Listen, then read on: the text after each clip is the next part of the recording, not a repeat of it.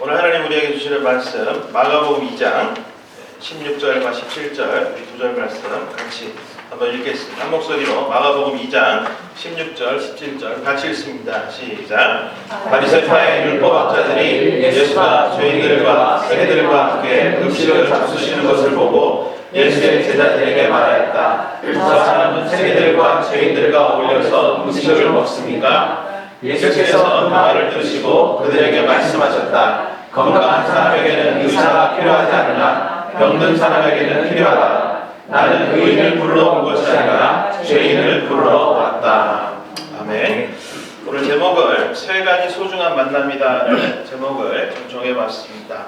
여러분, 예수님을 여러 가지 상황에 따라 우리가 예수님을 표현하는데 예수님은 어떻게 표현합니까? 우리가 예수님에 대한 수식어를 붙일 때에 우리의 구세주 대신, 구주 대신 주님이시다라는 그런 말도 붙입니다.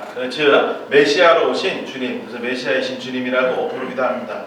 그리고 싱크한 첫째 아담의 뒤를 이어 이제 우리를 구원하러 오신 그 둘째 아담이라고 또한 그렇게 부르기도 합니다. 그리고 또한 내 친구 대신 주님이라고 부르기도 하고, 때로는 성경에서 신랑 대신 예수님이라고 부르기도 합니다. 그리고 물론 또한 하나님의 아들이신 예수님, 또한 흠이 없으신 그분, 여러 가지로 표현할 수 있지만 가장 중요한 역할 중에 하나로 우리가 예수님을 또 뭐라고 부릅니까? 의원이다, 의사로 오신 주님이다라고 부르기도 합니다. 그래서 오늘은 주님께서 우리를 고치시러 오셨다는 이 의원이신 주님, 의사이신 주님에 대해서 조금 포커스를 좀 맞추면 좋겠다, 이렇게 말씀드립니다. 우리 17절 말씀에 그렇게 얘기합니다. 병든 사람에게 의사가 필요하다. 그리고 이어서 죄인을 부르러 왔다. 내가 고치러 왔다라고 주님께서 그들에게 말씀하셨다. 여러분, 무언가 정상적이지 않은 것을 정상으로 바꾸어 놓으시려고 오신 분이 바로 주님이시다. 주님은 우리의 치료자가 되십니다. 아멘? 여러분 믿으십니까? 우리가 찬양 중에 또한 예배 가운데, 기도 가운데에 주님 고쳐주세요, 주님 나를 고치옵소서라는 이런 찬양도 너무 많고 우리가 하나님 앞에 그런 간구할 때가 너무나 많이 있습니다. 그래서 오늘 한번 과연 우리가 무엇을 고쳐야 하는가에 대해서 한번 좀 생각해 보면 좋겠습니다. 고침을 받아야 한다는 것은 다른 말로는요, 내가 지금 고칠 것이 있다는 것은 뭐예요? 건강하지 못하다라는 얘기입니다. 맞아요? 그러니까 어떤 병에 걸려 있을 때에 그 병을 낫기를 원하는 것, 그게 고침받기 원한다는 얘기인데, 우리가 사실은 주님을 생각하며 주님의 은혜를 기억하며 이 고침이라는 것을 생각할 때 두 가지 측면에서 생각할 수 있어요. 첫 번째로는 이미 우리가 고침을 받은 것이 있어요. 이것은 이제 또 고치지 않아도 되는 그러한 문제들, 그런 고침. 그리고 두 번째는 계속해서 고침을 받아야 하는 것들이 있습니다. 그래서 우리가 이미 고침받은 것은 무엇이 있을까요? 우리 이미 고침받은 것, 바로 우리의 신분, 맞습니까? 우리의 신분이 완전히 바뀌어졌다. 그리고 우리가 영원히 거할 처소, 그것이 바뀌어졌다. 그래서 주님께서 우리를 부르시는 그 이름이 바뀌어졌습니다. 그래서 진노의 자식에서, 마귀의 자식에서 하나님의 상속자로 우리를 불러주시는 우리의 이름이 이미 바뀌었다. 맞아요? 그래서 죄인으로 불려야 되는데 주님은 우리를 의인으로 불러주신다. 이 모든 것이 하나님의 은혜요, 주님께서 우리를 이미 고치셨기 때문에 우리가 그렇게 불려지고 있다. 바뀌어진 것들이 바로 이런 것들입니다. 이런 것들은 저와 여러분이 더 이상 걱정할 필요가 있을까 없을까요? 걱정할 필요가 없다는 거예요. 딱 한 번 주님께서 바꿔주시면 영원히 변하지 않는 것들로 우리는 이미 고침을 받았다. 그러니까 우리가 왔다 갔다 하면서 내가 주의 자녀가 됐는지 안 됐는지 또 회개하고 주의 자녀를 삼아주세요, 이거는 잘못된 기도라는 거예요. 우리가 단번에 십자가의 그 은혜로 구원받은 자들이라면 이제 그 신분을 뺏어갈 자가 아무도 없다. 주님께서 인치신 하나님의 선물로 이미 모든 것이 바뀌어진 것들, 고침받은 것들이 저와 여러분 가운데 이미 있다. 그렇지만 한 걸음 더 들어가 보면 우리가 살아가면서 끊임없이 병들고 또 고쳐오고 또 병들면 또 고쳐야 하는 문제들이 있다라는 거예요. 나은 것 같지만, 완치된 것 같지만 또 재발하는 그러한 것들도 있다. 주님께서 한 번에 고치신 것들도 있지만 우리에게 일어나는 계속적인 이런 문제들, 이런 아픈 것들, 고쳐야 할 것들도 그 모든 것들의 치료자가 되어주시는 줄 믿습니다. 여러분, 어떤 병이 있으십니까? 여러분이 가지고 있는 병이 무엇이 있겠냐? 우리 미국 교회 담임하시는 패스터 브라이언이 지난주 초에 이제 저쪽에 옥스나드 쪽에 있는 어떤 패스터 컨퍼런스에 다녀왔어요. 그래서 3일간 있는 컨퍼런스에 다녀와서 우리를 모아놓고 어떤 충격적인 이야기를 전해줍니다. 그래서 그 컨퍼런스가 특별히 어떤 거에 집중되어 있었냐면 이 목회자들의 어떤 건강에 관한 그런 것에 초점이 맞춰 있는 컨퍼런스였다고 합니다. 그래서 이제 2013년 5월 달에 이제 according to the annual clergy health survey라는 그거를 통해서 4,000명의 목회자들, 미국 목회자들에게 서베이를 한 거예요. 그 사람들의 어떤 육체적인 아니면 여러 가지 면에서 건강의 문제들에 대한 서베이를 해서 거기에 나온 결과를 우리에게 이야기해 주셨습니다. 그 중에서 여러 항목들이 있었는데 몇 가지만 말씀드리면 33%, 4,000명 중에 33%의 사람들이 번아웃 됐다라는 그런 감정을 지금도 느낀다라고 얘기합니다. 힘들어서 다 내려놓고 싶다라는 그런 마음이겠죠. 그리고 또한 33%의 사람들이 이 목회 활동 때문에 가정생활에 위기를 맞고 있다라는 그런 이야기들, 그런 대답들을 했다고 합니다. 그리고 50%의 사람들이 지금 겪고 있는 것이 아무것도 할 수 없는 좌절감, 그런 무력감을 겪고 있다라고 얘기하고 70%의 사람들이 나는 친한 친구가 하나도 없다라고 고백한다라고 합니다. 그리고 80%의 사람들이 나의 배우자와 충분한 시간을 갖지 못한다라고 대답했고 90%의 사람들이 내가 너무나 이것저것에 쫓겨서 가장 중요한 사역을 충분히 준비하지 못한다라고 대답했다고 합니다. 그리고 나서 다른 숫자를 얘기할 때에 1,500명이라는 사람들, 1,500명이라는 패스터들, 그 목회자들이 every year가 아니라 every month, 매달 사역을 내려놓고 이제 더 이상 사역을 하지 못하는 그런 상황까지 가는 것이 바로 올해 이런 통계들이 된다라고 얘기합니다. 그리고 나서 웃으면서 또한 이런 얘기를 합니다. 가장 자기에게 경종을 울렸던 것은 그 4,000명 대답한 사람 중에 79%의 사람들이 바로 과체중을 겪고 있다라고 이야기합니다. 그리고 26%의 사람들이 육체적인 건강 때문에 지금 현재 사역에 큰 장애가 있다라고 고백한다라는 그런 이야기를 해줍니다. 그러면서 패스터들이 건강해야 된다라고 이야기하면 자기도 건강을 이제 더 신경 쓸 테니까 우리 모두 그렇게 하자라는 권면을 우리에게 합니다.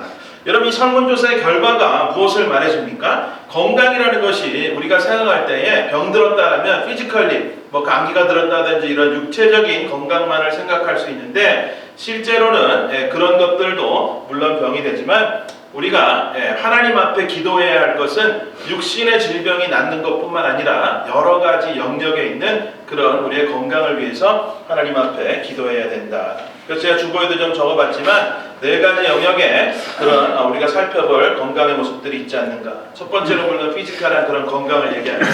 그리고 두 번째는 영적인 건강, spiritual health. 그 다음에 세 번째는 지적인 건강. 네 번째는 이 정서적인 건강. 이 4가지 측면, 더 나눌 수도 있겠지만 우리가 오늘 생각하면서 이 4가지 측면에 나의 건강의 상태는 어떤가 한번 점검해보는 시간들이 되었으면 좋겠다. 여러분, 어떤 면에서 육체적인 질병은 발달하는 과학과 의학의 이런 것들에 힘입어서 이전보다는 치료의 길들이 점점 많아진다. 맞습니까? 그렇지만 두 번째, 세 번째, 네 번째 영적인, 지적인, 정서적인 이런 건강은 우리가 정말 관심 가지고 보지 않으면 사실은 내가 이 부분에서 병들어 있다라는 사실조차 모르고 살아갈 수밖에 없는 그런 병들이 아닌가 생각해 봅니다. 여러분들 야구나 축구나 볼 때요, 공수의 조화가, 공격과 수비의 조화가 잘 맞아야 강팀이에요. 맞아요? 우리가 흔히 할 때에 영원한 우승 후보, 축구의 영원한 우승 후보 국가가 어디예요? 브라질. 브라질 그러면 수많은 유명한 공격수들이 있지만 실제로 브라질이 공격만 잘해가지고 대회 나가면 우승하느냐? 아니에요. 수비도 월등하기 때문에 그 팀이 강팀이라고 불리게 되어집니다. 여러분의 건강을 생각할 때도 그렇습니다. 육체적인 건강 하나만 건강하다 할지라도 영적으로 병들어 있거나 또 지적으로 아니면 정서적으로 우리가 병들어 있다면 우리가 강한 인격체라고 말할 수 없다라는 사실입니다. 여러분, 잉크젯 프린터 가끔 인쇄가 안 되잖아요. 그러면서 잉크가 부족합니다 이런 메시지가 나와요. 그래서 눌러보면 무슨 색깔이 있죠? 파란색, 노란색, 빨간색 3가지, 아니면 블랙도 있고 이런데 그럼 카트리지가 이제 그림에 나와요. 그러면서 부족한 것이 나오잖아요. 옐로우가 거의 없다, 10%다 이러면서 프린트가 되느냐? 프린트가 안 돼요. 옛날에는 뭐 이상한 색깔로 나왔는데 요즘은 뭐가 확 주르면은 한 가지만 줄었는데도 프린트 자체가 되지 않는, 그래서 그냥 블랙으로 딱 우리가 셀렉트를 해야 그냥 컬러를 무시하고 블랙으로 나오는 이런 거와 같다거나 할 수 있습니다. 다시 말하면 우리가 이 네 가지 영역에서 그 모든 면들이 골고루 건강할 때에 우리는 전 인격적으로 건강하다라고 인정받을 수 있게 됩니다. 이게 쉽지 않다. 그래서 우리가 이 모든 면에서 건강해지는 방법들을 우리가 찾아야 되는데, 그러려면 먼저 내 스스로를 잘 진단할 수 있어야 한다. 스스로 진단을 잘해야 치료가 가능하다. 사실 제가 여러분에게 이 두 번째, 세 번째, 네 번째 육신적으로 건강한 거는요, 여러분들이 다 이런 아이디어를 가지고 있어요. 뭐 어떤 사람들이 저에게 만나기만 하면 뭐 이런 거 해보십시오. 또 어떤 사람도 이런 거 해보십시오. 수많은 사람들이 그래 내가 셀렉트 해가지고 어떤 것을 하고 있는 것도 있고 뭐 여러 가지가 있지만, 정서적인 것 또한 지적인 문제들 아니면 영적인 이런 건강에 대해서는 사실 우리가 나눌 기회가 별로 많지 않다. 저 역시도 여러분에게 지적인 건강을 위해서 뭐 책을 읽으시고 이런 걸 해보십시오. 뭐 이런 정서적인 걸 위해서 뭐 휴가를 가시고 이런 얘기들 많이 있겠지만, 사실 제가 여러분을 권면하기보다는 정말 성령님 주시는 그 지혜들로 말미암아 여러분에게 맞는 방법들을 여러분 스스로들이 분명히 찾을 수 있을 것이다라고 생각합니다. 그렇지만 우리가 이 네 가지 영역에서 참 좋은 밸런스를 맞추며 살아갔던 한 사람이 있는데, 그 사람을 꼽으라면 누구를 들 수 있습니까? 바로 예수님, 우리 예수 그리스도를 예로 들 수 있다. 예수님의 우리가 건강한 삶의 모델로 볼 수 있다는. 우리 주님께서는 사람들과 있을 때에 이렇게 거룩한 척 하지 않으셨습니다. 그래서 있는 그 자리에서 정말로 마음껏 어울리고 또한 먹고 마시고 이런 것을 즐기실 줄 아시던 분이었고요.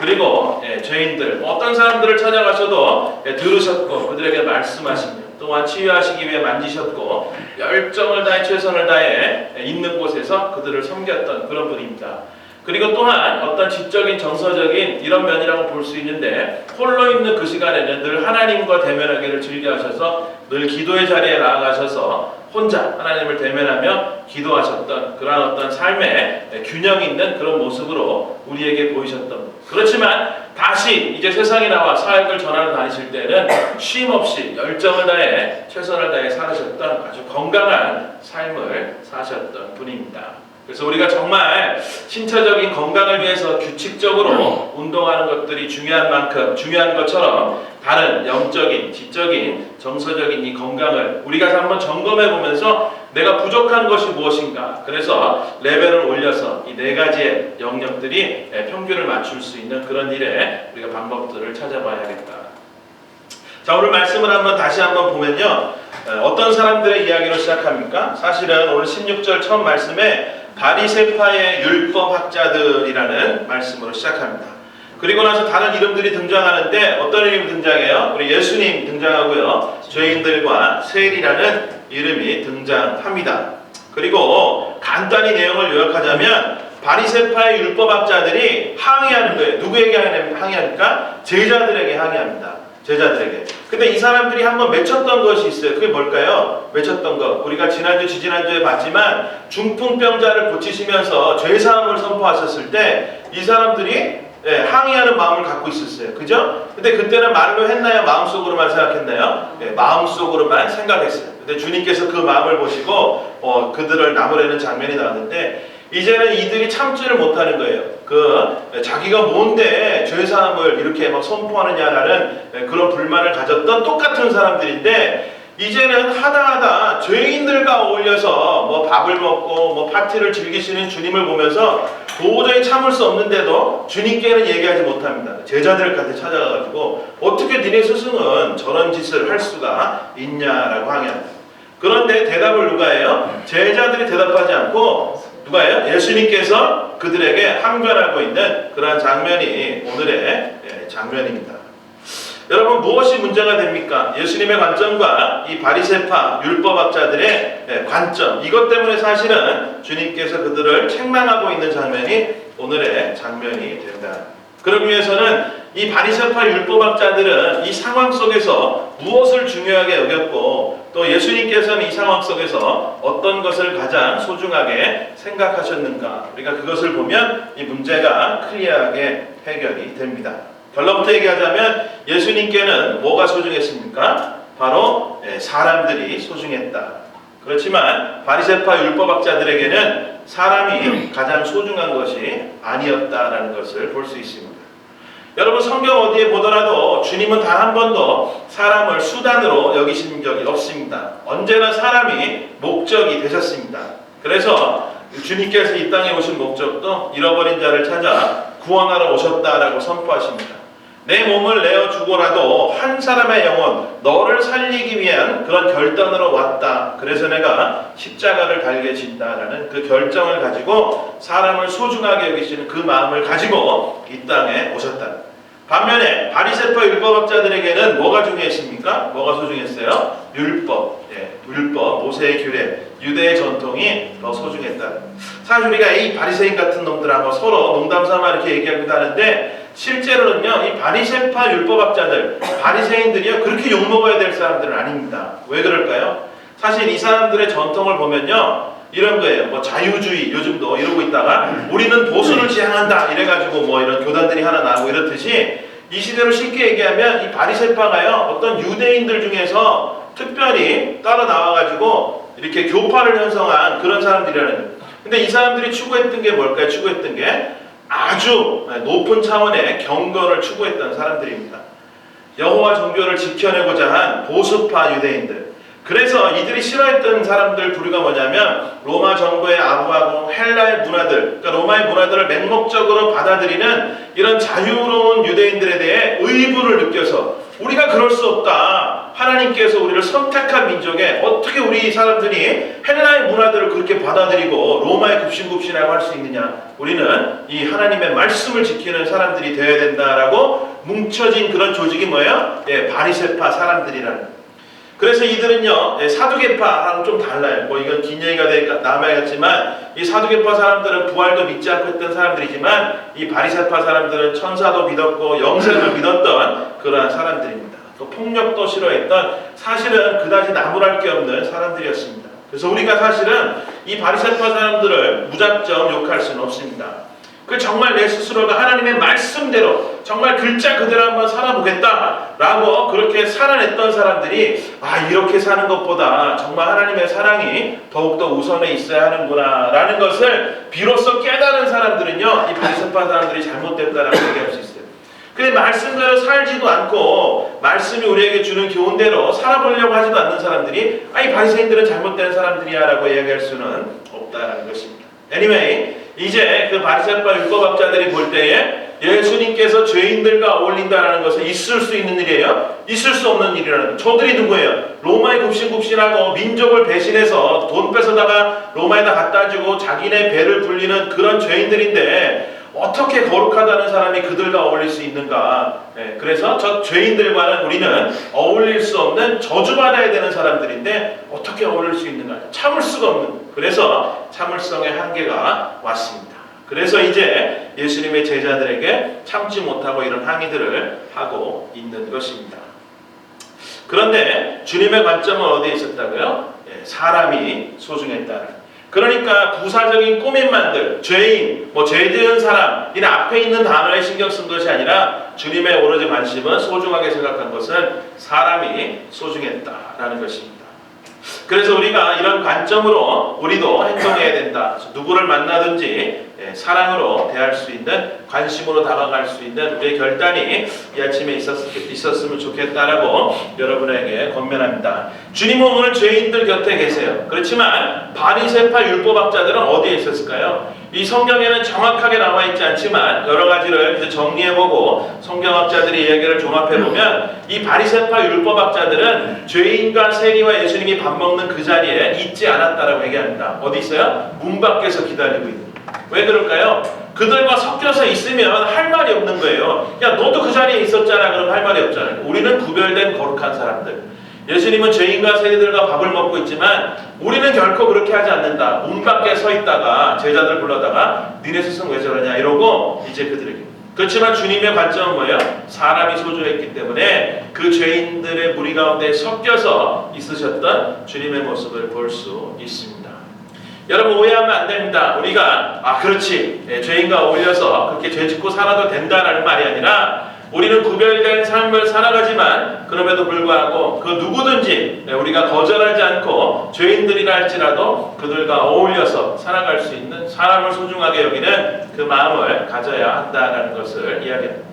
여러분 지난주 말씀을 기억하십니까? 지난주 말씀 부르심이란 나를 따라오너라라는 그런 제목으로 말씀드렸는데 주님의 부르심의 핵심이 뭐라 그랬어요? 주님의 부르심의 핵심은 어떤 자를 부르셨는가가 아니라 어떤 자가 부르셨는가 기억나십니까? 그래서 마태가 준비돼서 부른 것이 아니라 예수님께서 마태를 불렀다라는 그 사실이 중요하다라고 우리가 같이 이야기를 나눴습니다. 그리고 나서 필요한 것이 무엇이라 그랬어요? 우리가 부르심을 얻기 위해서 준비되는 것이 중요한 것이 아니라 주님이 부르실 때에 순종하는 것이 중요하다라는 말씀을 알았습니다. 그리고 오늘 또 한 가지를 말씀을 통해서 새겨야 하는 것은 부르심이란 우리가 어떤 특별한 곳으로 가는 것을 말하는 것이 아니다.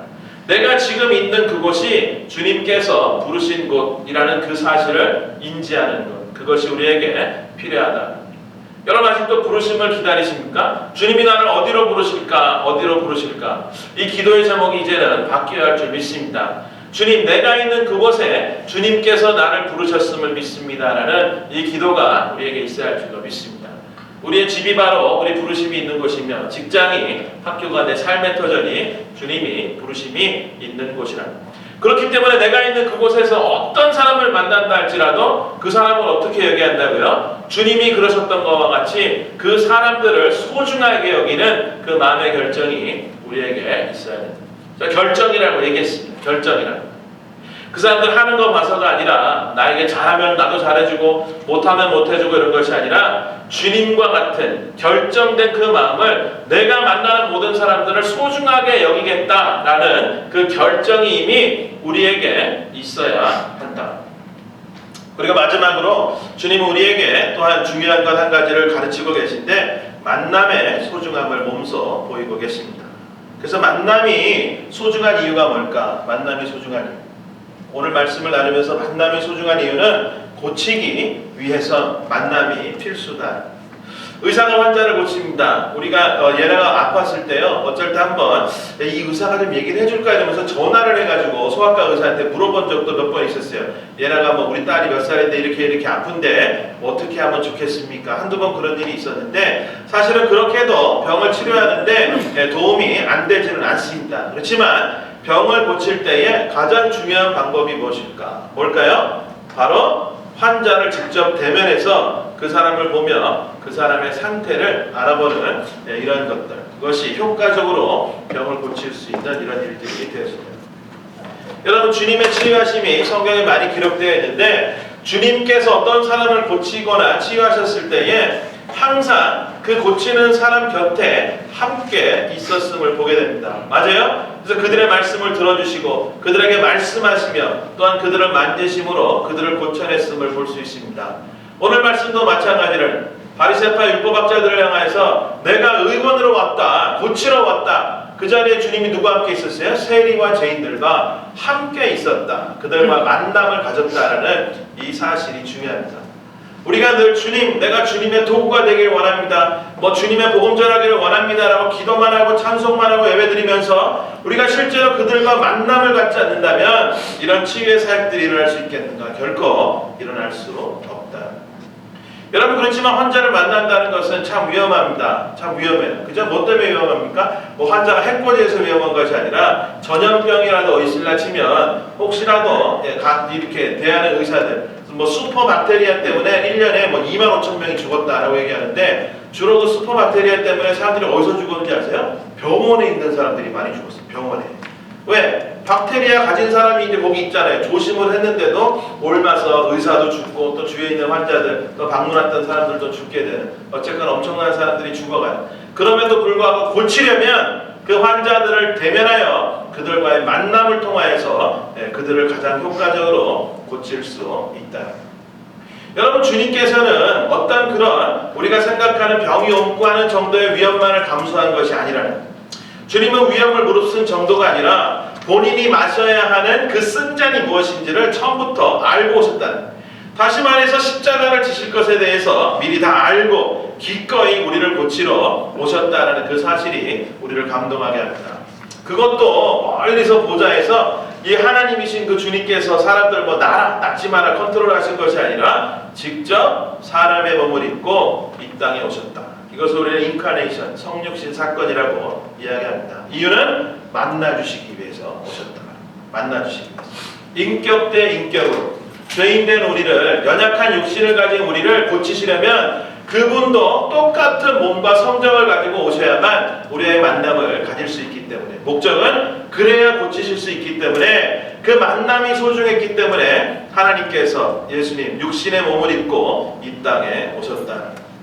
하나님, 주님께서는 하나님과 동등됨을 취할 것으로 여겨야 돼요, 여기지 않아야 돼요? 당연히 하나님과 동등됨을 취할 것으로 여기셔야 될 뿐인데 그것을 그렇게 여기지 아니하고 오히려 자기를 비워 종의 형체를 가지고 사람들과 같이 되셨다. 그리고 사람의 모양으로 나타나사 자기를 낮추시고 죽기까지 복종하셔서 그 십자가에 죽으셨다라는, 이것이 바로 정말 죽기를 각오하고 우리에게 오셨다는 빌립보서 2장의 말씀인데, 죽을 것을 아시면서 목숨을 주시기까지 다 결단하시면서 무엇을 위해 이 땅에 오셨다? 만남을 위해 오셨다는, 만남을 위해.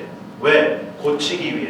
여러분, 고치기 위해서는 만남이 절대적으로 필요합니다. 정말 놀랍지 않습니까? 그 결정된 사람을 가지고 주님께서 오늘 본문에 누굴 만나요? 세리와 죄인들을 만나고 있다. 그리고 그 사람과 결정된 그 마음으로 누구를 만나셨습니까? 예외 없이 저와 여러분 한 사람 한 사람을 주님께서 만나 주셨다. 여러분, 이것이 은혜입니다. 내가 갚을 수 없는 가장 큰 은혜. 여러분, 이 만남이 없었다면 우리는 죽은 영혼들, 아무 소망 없는 그런 영혼들이 될 수밖에 없습니다. 그리고 나서 주님께서 이제 그 만남의 축복을 입은 우리들을, 주님이 우리를 가끔 만나주시는 것 정도가 아니라 내 안에 함께 하신다라고 우리가 약속합니다. 그렇기 때문에 여러분, 성도와 성도가 만나는 그 만남을 거룩한 만남이라고 얘기합니다. 맞아요? 우리 주일 아침이 돼서 이곳으로 이제 사람들이 모여들 때에 만약에 제가 우리 전사님을 만났어요. 이 만남이 뭐라고요? 거룩한 만남. 왜 거룩해요? 전사님이 거룩하고 내가 거룩해서 그럴까요? 그것이 아니라 나를 만나주신 그 주님께서, 내 안에 함께 계신 그 주님이 내 안에도 있고 전사님 안에도 있기 때문에 그 주님의 영과 전사님의 주님의 영, 우리가 한 영으로 만나기 때문에, 그렇기 때문에 우리의 만남을 거룩한 만남이다. 여러분, 우리가요 하나님 앞에만 드린 것이 있고 꽤 쓸만한 사람들이기 때문에 우리가 거룩하다라고 이야기하지 않습니다. 바로 주님의 영, 하나님의 영 때문에 우리는 서로를 거룩한 만남이다라고 이야기할 수 있습니다. 근데 주님께서는 한 가지를 더 원하시는 것이 있어요. 그게 오늘 17절 말씀인데, 예수께서 그 말씀을 들으시고 그들에게 말씀하셨다. 건강한 사람에게는 의사가 필요하지 않으나 병든 사람에게는 필요하다. 나는 의인을 부르러 온 것이 아니라 죄인을 부르러 왔다. 이게 누구에게 하신 말씀이에요? 누구에게? 바리새파 율법학자들에게 하신 말씀이에요. 그러니까 다시 얘기하면 뭐냐면, 나는 죄인을 부르러 왔어 라고 단순하게 이야기한 것이 아니라 바리새인들이 가지고 있는 이중적인 잣대를 지적하시는 말씀입니다. 다시 말해서 의인은 없다, 하나도 없다, 나나 너나 쟤나 걔나 다 죄인이다라는 것, 모종의 한 명도 남김없이 모든 사람들이 죄인이다. 그게 예수님의 말씀이에요. 그죠? 그래서 내가 왔다라고 얘기하는 건데, 그 말은 다시 돌려 얘기하면 바리새파 율법학자들의 그 이중성은 뭐예요? 나는 거룩한 의인이다. 그리고 죄 짓고 사는 저 사람들은 거룩하지 않은 딱 저주받아야 되는 죄인이다라고 구분하며 살아가는 그것을 주님께서는 참을 수 없으셨다라는 것입니다. 그리고 그들의 이중성을 지적하면서 무슨 마음이 담겨 있을까요? 너희들이 만약에 의인이라고 한다면 죄인들을 구해내는 일에 헌신을 해야 그게 의인에 마땅한 삶인데, 너희들은 어떻게 죄인과 세리들을 멀리하면서 그들을 저주할 수가 있는가? 주님께서 그 마음을 기뻐하지 않으셨다. 결국은 오늘날 살아가는 크리스찬이라는 이름으로 살아가는 저와 여러분에게도 동일하게 주시는 말씀인 줄 믿습니다. 우리가 살아가면서 우리의 잣대를 얼마나 많은 사람들을 평가하고 삽니까? 나만 하면 교회에서 이 정도면 뭐 지금까지도 잘 해왔고, 이 정도면 뭐 기본 평균을 하는 사람들의 주위를 돌아보면 저 사람은 뭐 이게 어줍지 않고 뭐 이게 신앙의 상태도 영 별로고 뭐 내가 별로 어울릴 수 있는 사람 아닌 것 같다. 심지어는요, 저도 실제로 사역하면서 그런 경험을 한 적이 있어요. 누가 와서 얘기해요. 목사님, 저 사람은 교회 좀 안 나오게 했으면 좋겠습니다. 라고 실제로 그런 얘기를 여러 이유에서 들은 적도 있었다라. 여러분, 우리가 이렇게 생각하고 행동하는 것이 이런 바리새파 율법학자들의 이중 잣대를 가진 거와 뭐가 다르겠냐. 그래서 오늘 주님께서 하신 말씀이 정말 저와 여러분 한 사람 한 사람에게 가슴 깊이 들으라고 하시는 말씀으로 들을 수 있기를 바랍니다. 뭐예요? 첫 번째로는 너희들도 다 마찬가지다. 그렇지만 우리가 죄인으로 늘 슬퍼하며 살지 않아야 하는 것은 주님의 은혜로 우리는 구원받은 자들이다. 그러니까 이 말씀이 들려졌을 때 첫 번째로 우리가 죄책감에 시달려야 되는 것이 아니라 뭐가 나야 돼요? 감사가 나야 돼. 감사가. 아, 그렇구나. 나도 죄인이었는데 주님께서 나를 구원하셔서 이렇게 의인으로 삼아주시고 바뀌어진 신분, 하나님의 자녀로 나를 불러주셨구나에 대한 감사가 있어야 돼요. 그리고 나서 믿지 않는 사람들을 바라볼 때 어떤 마음이 들어야 된다고요? 그들을 정죄하거나 무시하거나 그들을 저주하는 마음이 아니라 정말 주님의 마음을 가지고 이제 그들에게도 주님의 사랑을 알게 하기 위해서 내가 그들을 만나러 정말로 그곳에 있어야겠다라는 결단으로 나아가야 한다는 것입니다. 여러분, 정말로 누구를 만나든지 주님과 같은 그런 마음으로 그들을 대할 수 있기를 소원합니다. 내가 어디에 있든지 누구를 만나든지 막론하지 않고 정말로 주님께서 나를 누구를 만나게 하시든지 그 만남이 내게는 소중합니다라는 그 고백으로 나아갈 수 있기를 축복합니다. 여러분, 오늘 교회라는 예배라는 이름으로 만나서 지금 함께 있는 우리 가운데에 이런 가슴 뜨거운 그런 감동이 있습니까? 누가 이렇게 올 때에 오는 사람들, 우리의 지체들을 바라볼 때에 그런 감동이 있느냐는 거예요. 야, 정말로 거룩한 사랑의 관계 가운데서 우리가 만났구나라는 이런 감동이 교회 가운데에 모든 교회들 가운데 있어야 할 줄로 믿습니다. 누가 왔든지 안 왔든지 상관하지 않고 그냥 웃으면서 사진 찍는 포즈로 아, 오셨어요? 잘 지냈어요? 이런 게 아니라 정말 그 뭉클한 감동을 가지고 서로를 대할 수 있는 그 은혜가 우리 가운데에 있기를 소원합니다. 그럴 수 있는 이유가 무엇일까요? 그 사람이 잘나서, 그 사람이 내게 감동 줄 만한 행동을 해서가 아니라 같은 은혜를 소유했기 때문에 그렇습니다. 날 위해 죽어주신 그분이 그를 위해서도 죽어주셨습니다. 우리 모두는 동일하게 십자가의 은혜를 입은 자들이 아닙니까? 그분의 사랑을 안다라는 말은 난 그 사랑을 받을 자격이 없다라는 것을 안다라는 말과 동일합니다. 그리고 은혜라는 말을 들을 때에 내 가슴이 울컥하는 그런 마음들이 올라오는 사람들이 바로 크리스찬들인데, 나뿐만 아니라 너도 그 사람도 이 사람도 같은 마음으로 우리가 서로를 바라볼 때에 얼마나 감사해. 야, 당신을 구한 그 주님, 나를 구한 주님, 정말로 그 말하지 않아도 우리에게 찾아오는 그 감격이 우리에게 있어야 한다. 여러분, 먼저 우리 안에 이런 감동이 없다면, 이 작은 공동체 안에서도 그런 감동으로 서로를 대하지 못한다면 우리는 결코 쓰임받지 못할 것입니다. 전도는 무슨 전도입니까? 내 형제 하나도 사랑하지 못하면서 주님께서 얘기하십니다. 어떻게 보이지 않는 내 아버지를 사랑한다라고 할 수 있는가? 여러분, 먼저 우리가 하나 되는 것이 이렇게 중요합니다. 이 만남을 정말 기뻐할 때에 비로소 주님께서 우리를 사용하시며 전도의 문이 열리게 될 줄 믿습니다. 그리고 믿지 않는 자들을 향해서도 우리의 마음이 열려지게 된다는 것입니다.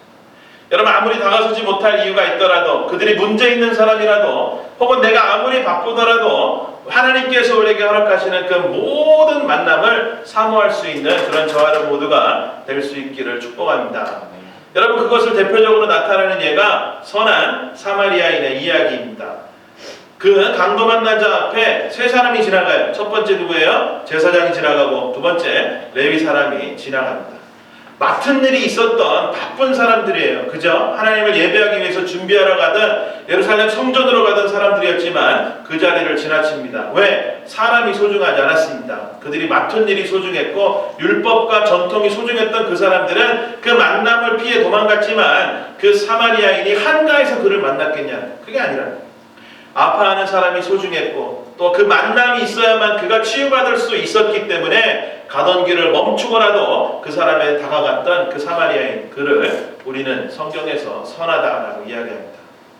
여러분, 사람이 소중합니다. 맞아요? 만남이 그만큼 소중한 것입니다. 정말 우리 교회가, 우리 가정들이 사람이 소중한 교회, 가정, 만남이 소중한 가정, 그런 교회가 되어지기를 소원합니다. 아멘. 오늘 우리 또 현지가 우리 이렇게 왔는데요. 저 현지를 보면 참 신기한 게 2005년인가 그때 처음 만난 것 같은데, 졸업 언제, 고등학교 졸업 몇 년도였지?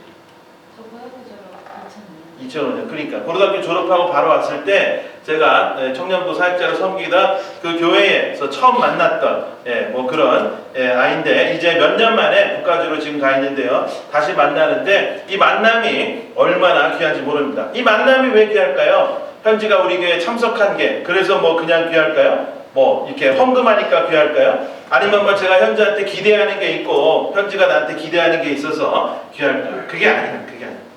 이 만남 자체가 소중하고 정말 무언가 서로에게 정말 주님의 사랑을 가지고 대할 수 있기 위해서 그리고 나를 기억하고 만나주기 위해서 와준 그 마음과 마음 그것이 그저 소중할 뿐이다. 여러분 누군가를 믿을 수 있다는 것이 얼마나 중요합니까? 그리고 누군가 나를 믿어준다는 것 이것보다 더 소중한 것은 없다는 것. 야, 저 사람은 나하고 마음이 통한다.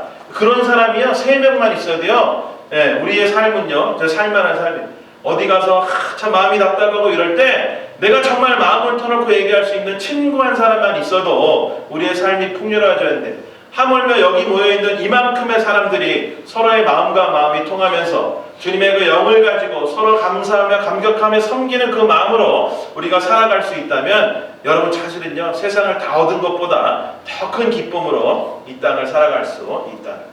저는 우리라는 단어를 들으면요 가슴이 뭉클해집니다. 전에도 말씀드렸지만 서로라는 단어, 우리라는 단어, 함께라는 이런 단어들이 얼마나 제 마음을 풍요롭게 하는지 모릅니다. 여러분 우리를 바로 하나님께서 그런 축복으로 서로를 허락하신 줄 믿습니다. 여러분 믿으십니까? 그런 면에서 우리가 정말 오늘의 이 만남을 우리 모두가 소중하게 생각할 수 있기를 다시 한번 부탁드립니다. 결론적으로 얘기합니다. 우리 모두에게 주님이 필요합니다.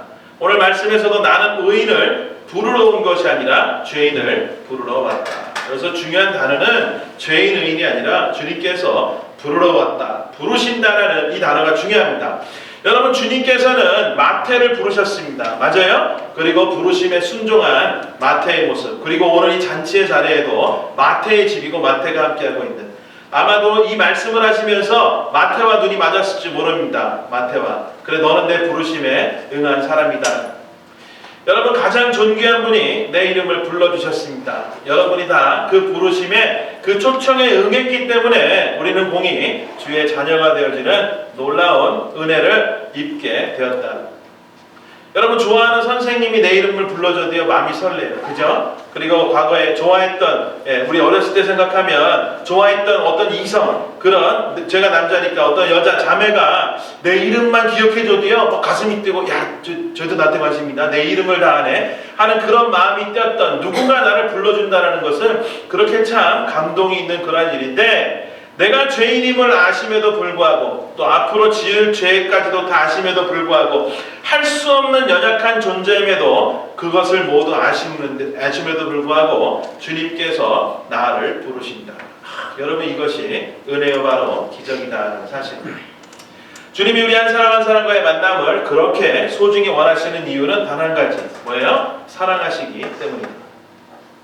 누구를 만나는 일에 따라 우리의 인생의 의미가 또 결과가 달라집니다. 여러분 이민 오셔서 이런 말씀 많이 들었을 때 LAX에서 처음에 공항 픽업 누가 나오느냐에 따라 그 사람의 인생이 결정된다. 그냥 많이 들으셨죠? 세탁소 일하시는 사장님이 픽업을 나오면 뭐 이제 차 타고 가는 길에 뭐 먹고 살아야 돼. 아 세탁소에 보세요 이러면 뭐 세탁소하고 이런 얘기. 제가 처음에 유학 갔던 미주리 스프링필드에는요 최 집사님이라는 분이 있어요. 최 집사님. 그분이 처음에 그곳에 자리를 잡고 중국집을 하시기 시작했는데 한 20여 년이 지나서 지금은요 이 최 집사님 식구들이 몇 명이 와 있는지 알아요? 한 700명 있는 동네에 80명이 최 집사님 식구들이에요. 그래서 그 사람들이 와서 다 뭐라 하겠어요? 100% 중국집을 합니다. 그리고 이제 거기에 영향을 받은 문 씨라는 집사님 가정이 있는데 그 사람네도 이제 두 번째 큰 그룹이에요. 60여 명의 사람들이 스프링필드로 이주를 와서 한 명도 애 없이 중국집을 여러분 어떻습니까? 어떤 만남이 여러분의 인생을 좌우하고 있습니까? 여러분 사실 만남이 소중하고 귀하지만 모든 만남이 다 그런 것은 아니라는 거예요. 다시 한번 강조하지만 살리기로 작정한 만남, 그 만남이 소중하다는 거예요.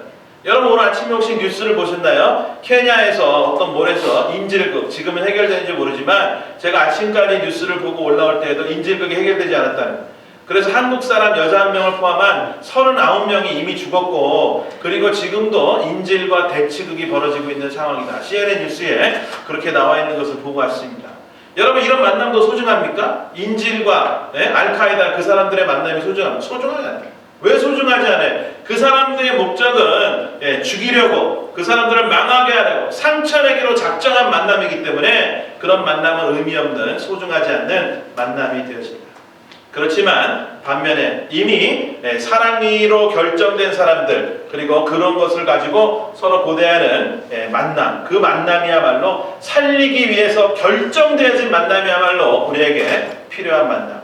대표적인 게 뭐 있을까요? 대표적인 게 어제 강사 목사님도 그렇게 얘기했지만 엄마와 아기와의 만남이 그렇습니다.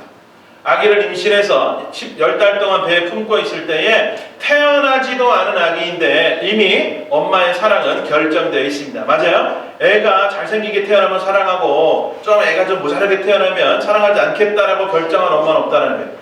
어떤 놈이 태어나든 간에, 어떤 아이가 태어나든 간에 나는 이 아이를 사랑할 준비가 이미 되어 있는 것이 엄마의 결정되어 있는 마음이다. 아직 태어나지도 않았는데 10달을 참기가 너무 힘들어요. 아파서 참기 힘든 게 아니라 내가 이 아이를 보고 싶다. 정말 내가 사랑이 결정된 그 아이를 보고 싶다라는 그 소망을 가지고 기대하며 그렇게 충만한 기쁨으로 살아가고 있지 않냐. 여러분, 바로 그런 만남이 주님과 나와의 만남이 그러합니다. 주님께서 나의 모든 것을 아셨음에도 주님께서 나를 전적으로 사랑하시려고 작정하고 정말로 나를 만나주셨다. 여러분, 이것이 정말 큰 은혜가 아닙니까?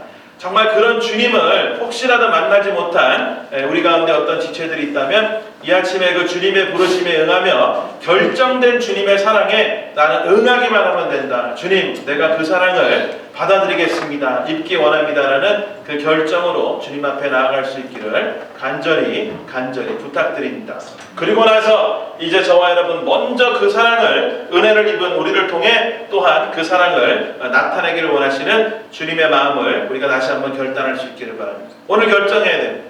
여러분, 결정하고 삽니까? 안 하고 삽니까? 우리 결정 안 한 것 같지만 실제로 결정하고 삽니다. 뭘 결정했나? 만남에 대해서 나한테 잘해주는 사람과의 만남은 소중하다. 이런 결정이 우리 안에 있을지 몰라요. 그리고 반대로 나한테 잘해주지 않거나 소중하지 않은 사람들 근처에는 가지 않겠다. 그들과는 만남은 소중하지 않다라고 우리가 결정하고 살아가고 있는지 모릅니다. 그렇지만 이것이 바로 주님께서 바리새파 율법학자들을 책망하셨던 그 마음이라면, 정말로 그 음성이 내게 들렸다면 이제는 내가 이렇게 결정했던 그 모든 것을 버릴 수 있기를 바랍니다. 그러면서 주님 앞에 결단할 때에 주님, 모든 사람이 소중하며 모든 만남이 소중합니다. 무엇보다 주님의 사랑을 가진 내가 그들을 살리기로 작정한 그 만남을 내가 사모함으로 나아갑니다라는 내 결정이 주님 앞에 드려질 때입니다. 이제 그런 결단으로 나아간 이후에 우리 서로를 바라보는 눈빛이 아마 더욱더 사랑의 눈빛으로 바뀌어지게 될 것으로 저는 믿습니다. 왜? 서로의 모습을 통해서 예수 그리스도의 그 사랑과 영광을 보게 될 것이기 때문입니다. 누구를 만나든지 우리 안에서 서로를 사랑하기로, 서로를 살리기로, 서로를 섬기기로 먼저 작정하고 우리의 만남을 이어갈 수 있는 저와 여러분 될 수 있기를 축복합니다. 여러분, 이렇게 결정하시겠습니까? 저 사람 하는 거 봐서, 아니면 쓴뿌리 저 사람이 이전에 나한테 이렇게 했는데 어떻게 그럴 수 있는가? 이게 바로 이중잣대를 보는, 내가 용서받은 것을 잊고 살아가는 바리새파 율법학자들의 그런 마음일지도 모른다라는 그 마음을 우리가 다시 한번 생각해 보아야 합니다. 여러분, 사람이 소중합니다. 만남이 소중합니다. 제 얘기가 아니라 하나님이신 주님께서 그것을 소중하게 여기셨기 때문에 저와 여러분을 만나주셨고 우리에게 그 큰 사랑으로 우리를 구원하여 주신 것입니다. 정말 우리의 만남을 통해서 주님께서 이제 우리 서로를 고치실 것입니다. 믿으십니까? 그리고 이 모든 귀한 만남을 허락하신 하나님 앞에 큰 감사와 찬송과 존귀와 영광으로 나아가는 저와 여러분, 또 우리 교회가 될 수 있기를 주의 이름으로 간절히 부탁드립니다. 같이 한번 기도하겠습니다.